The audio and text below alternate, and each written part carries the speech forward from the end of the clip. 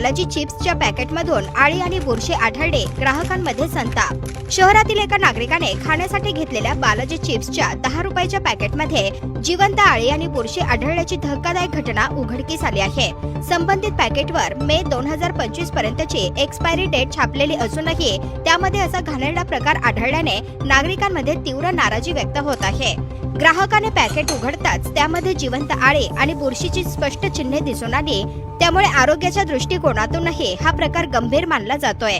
अशाच प्रकारचे निकृष्ट दर्जाचे खाद्यपदार्थ बाजारात खुलेआम विक्रीस ठेवणे म्हणजे ग्राहकांच्या आरोग्याशी खेळ खेळण्यासारखे आहे, अशी संतप्त प्रतिक्रिया स्थानिक नागरिकांनी व्यक्त केली आहे। या प्रकरणी FSSAI कडे तक्रार करण्यात येणार असून संबंधित उत्पादक कंपनीकडूनही स्पष्टीकरणाची मागणी केली जात आहे।